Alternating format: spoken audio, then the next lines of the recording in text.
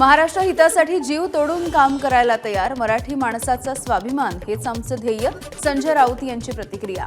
उद्धव ठाकरेंनी कोणतीही अट घातलेली नाही. राज्याच्या शत्रूंसोबत बसू नका हे म्हणण्यामध्ये कोणती अट, राऊतांचा सवाल. महाराष्ट्राच्या शत्रूंसोबत राहणारा सुद्धा महाराष्ट्राचा शत्रू, संजय राऊत यांचं विधान. मोरारजी देसाई, नरेंद्र मोदी हे महाराष्ट्राचे शत्रू, राऊतांचं वक्तव्य. 2017 साली मनसेचे नेते बाळा नांदगावकर युतीचा प्रस्ताव घेऊन उद्धव ठाकरेंना भेटण्यासाठी मातोश्रीवरती गेले होते. मात्र ठाकरे वरच्या मजल्यावरून तळमजल्यावरती सुद्धा आले नाहीत. मनसेचे नेते संदीप देशपांडे यांची मनसे आणि शिवसेना युतीच्या संदर्भात प्रतिक्रिया. महाराष्ट्रासाठी एकत्र येणं म्हणजे निवडणुकीसाठीच एकत्र यायला पाहिजे असं नाही, मनसेचे नेते संदीप देशपांडेंचं वक्तव्य.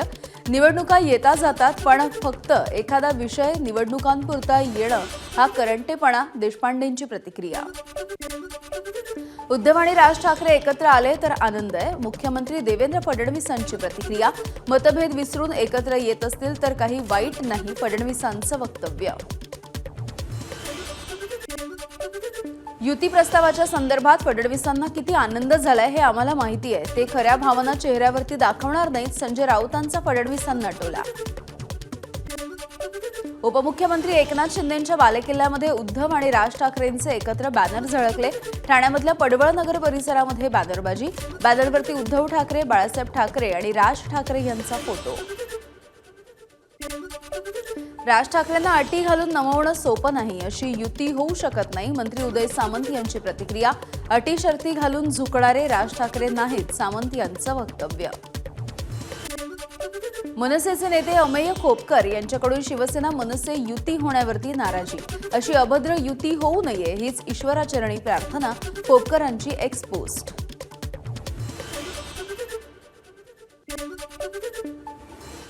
आणि एक ब्रेकिंग बातमी, संजय राऊतांच्या पुस्तकाचं प्रकाशन हे 17 मे रोजी होणार आहे. मुंबईमधल्या रवींद्र नाट्य मंदिरामध्ये हा पुस्तक प्रकाशनाचा कार्यक्रम होणार आहे. तर संजय राऊत यांनी ईडीच्या कोठडीमध्ये असताना जे पुस्तक लिहिलंय त्या पुस्तकाचं प्रकाशन होणार आहे. येत्या 17 मे रोजी या पुस्तकाचं प्रकाशन होईल. मुंबईमधल्या रवींद्र नाट्य मंदिर प्रभादेवीमधलं इथे हा सोहळा होणार आहे.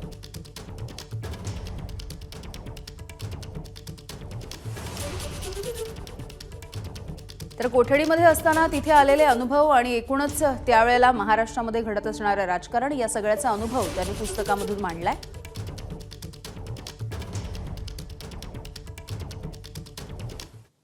पुन्हा एकदा बातम्यांचा वेगवान आढावा.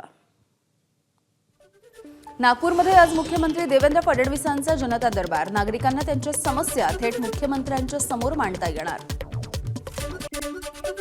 स्थानिक स्वराज्य संस्थांच्या निवडणुकांच्या पार्श्वभूमीवरती भाजपमध्ये फेरबदलांची शक्यता. आज भाजपकडून मंडल अध्यक्षांची घोषणा होणार. महिनाअखेरीस जिल्हाध्यक्षांच्या नावांवरती सुद्धा शिक्कामोर्तब होईल. राज्यामधील 1200 मंडलांना मिळणार नवे अध्यक्ष.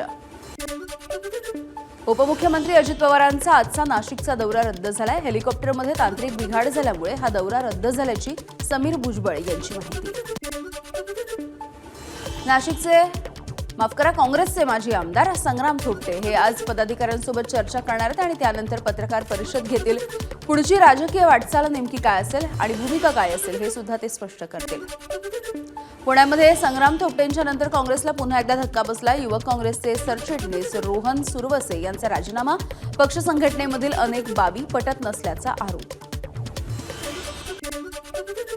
दीनानाथ मंगेशकर रुग्णालयाचे डॉक्टर सुश्रुत घैसास यांच्यावरती अलंकार पोलीस स्टेशनमध्ये गुन्हा दाखल. ससून रुग्णालयाचा अहवाल पुणे पोलीस आयुक्तांना मिळाल्याच्या नंतर कारवाई. तनिषा भिसे प्रकरणामध्ये डॉक्टर घैसास यांच्यावरती गुन्हा दाखल झाल्याच्या नंतर आता बाकी हॉस्पिटल पुणे पोलिसांच्या रडारवर. सूर्य हॉस्पिटल, मणिपाल हॉस्पिटल, इंदिरा IVFला नोटीस पाठवण्यात येणार. महिला आयोगाच्या अध्यक्षा रुपाली चाकणकर यांची माहिती आहे. निलंबित पोलीस अधिकारी रणजित कासलेला निवडणुकीमध्ये परळीत ड्युटी नव्हती. जिल्हा प्रशासनाकडून निवडणूक आयोगाला अहवाल सादर. परळीमध्ये EVM मशीन ठेवल्या, तिथे बंदोबस्त असूनही हटवल्याचा कासलेचा दावा. 2008 मधील मालेगाव बॉम्बस्फोटाचं प्रकरण अनेक अडथळे पार करत 17 वर्षांच्या नंतर सुनावणी पूर्ण. अखेर 7 मे रोजी याचा निकाल लागेल. डॉक्टर शिरीष वळसंकर यांच्या आत्महत्येच्या प्रकरणी मोठी अपडेट समोर आली आहे. वळसंकरांना आत्महत्येला प्रवृत्त केल्याप्रकरणी रुग्णालयामधील प्रशासकीय अधिकारी मनीषा मुसळे माने हिला अटक झाली आहे. संबंधित महिलेमुळेच आत्महत्या केल्याचा चिठ्ठीमध्ये उल्लेख आहे. परभणीमधील माळसोन्नाथ सचिन बालाजी आणि त्यांच्या गर्भवती पत्नीची आत्महत्या ही शासनाच्या धोरणांनी केलेली हत्या आहे. काँग्रेसचे प्रदेशाध्यक्ष हर्षवर्धन सपकाळ यांनी टीका केली आहे. सपकाळ यांच्याकडून सरकारचा निषेध. संदीप देशपांडेंचे सरसंघचालक मोहन भागवत यांना हिंदी सक्तीच्या संदर्भात पत्र. मराठ्यांचे मागील 200 वर्षातलं उदाहरण देताना तिथे कोणालाही सक्ती नव्हती, मग आता ती सक्ती का? देशपांडेंचा सवाल. राज्य सरकारला सांगून सक्ती थांबवण्याची केली विनंती. देशामधील पहिलं खासगी अत्याधुनिक आंतरराष्ट्रीय क्रूज टर्मिनल उद्यापासून सेवेत. केंद्रीय बंदर मंत्री सर्बानंद सोनोवाल यांच्या हस्ते उद्घाटन होणार आहे. ठाण्याच्या कळव्यामध्ये MCAचे नोंदणी केंद्र सुरू. खारलँड मैदानामध्ये निवड चाचणीसाठी जिल्हाभरातील 600 क्रिकेटपटूंची हजेरी. बुलढाणा जिल्ह्यामध्ये नोंदवला गेला पहिला ऑन दी स्पॉट FIR. महिलेच्या घरी जाऊन पोलिसांनी FIR नोंदवलाय. अश्लील शिवीगाळाच्या प्रकरणी 24 तासामध्ये आरोपीला अटक. भंडारा पोलिसांच्या प्रकल्प दिशामधून तरुणाईला मोफत मार्गदर्शन मिळणार आहे. स्पर्धा परीक्षेची तयारी करणाऱ्या तरुणाईसाठी खाकी वर्दी सरसावली आहे. नागपूरच्या उमरेडमध्ये अवकाशामधून धातूचा तुकडा पडल्याचा दावा. 50 किलो वजनाचा धातूचा तुकडा पडला थेट घरावर. नागरिकांमध्ये खळबळ. पोलिसांकडून तपास सुरू. धातूचा तुकडा स्थानिक पोलिसांकडून ताब्यात. अकोल्याच्या उगवा गावामध्ये नळाला तब्बल महिनाभराच्या नंतर पाणी. गावकऱ्यांवरती पाणी विकत घेण्याची वेळ. पाणी चोरीला जाऊ नये म्हणून पाण्याच्या टाक्यांना कुलूप. तालुका पातळीवरती पाणी पुरवठ्यासाठी अधिकाऱ्यांची नियुक्ती करावी. जलसंपदा मंत्री राधाकृष्ण विखे पाटील यांचे निर्देश. टँकरद्वारे पाणी पुरवठ्यासाठी जलदूत ॲप वापरावं. विखे पाटील यांच्या सूचना. भर उन्हाळ्यामध्ये नंदुरबार बस स्थानकामध्ये पाणी टंचाई. मालमत्ता कर न भरल्यामुळे नगरपालिकेनं बस स्थानकाचा पाणी पुरवठा केला खंडित. स्थानकावरती प्रवाशांसाठी टँकरच्या माध्यमातून पाण्याची उपलब्धता. कल्याणमधल्या काही भागांसह टिटवाळा परिसरामध्ये मंगळवारी पाणी पुरवठा बंद राहील. मोहिलीमधील जलशुद्धीकरण केंद्राच्या जलवाहिन्यांवरती प्रवाह मोजणी मीटर बसवण्याच्या कामासाठी हा पाणी पुरवठा बंद राहील. मुंबईच्या अंधेरी पूर्व विभागामध्ये पाण्याची पाईपलाईन फुटली आहे. रस्ते दुरुस्तीच्या कामाच्या निमित्ताने इथे वेगळं काम सुरू होतं आणि त्याच दरम्यान ह्या पाईपलाईनला धक्का लागल्यामुळे ही पाईपलाईन फुटली आहे. महिन्याभरामध्ये जवळजवळ 3 ते 4 वेळा पाईपलाईन फुटल्यामुळे नागरिकांनी आता संतापही व्यक्त केला आहे. मुंबईसह राज्यभरामध्ये तापमानाचा पारा वाढलाय. मुंबईमध्ये तापमान 40 अंश सेल्सिअसच्या दरम्यान नोंदवलं जात असलं तरी दमट वातावरणामुळे उकाड्यामध्ये वाढ होती आहे. पालघरमध्ये पशुपक्ष्यांच्या दाणा पाण्यासाठी सरसावले चिमुकले. सुतारपाडा परिसरामध्ये लहानग्यांकडून पक्ष्यांसाठी घरटी, खाद्य आणि पिण्यासाठी पाण्याची ही व्यवस्था. युवा शेतकऱ्यांना डाळिंबाच्या बागेला केलं क्रॉप कव्हरचं आच्छादन. धाराशिवमध्ये उन्हाचा पारा 40च्या पार गेल्यामुळे शेतकऱ्याची अनोखी शक्कल. कापडासारख्या नेटने 2 एकर डाळिंब बागेचं संरक्षण.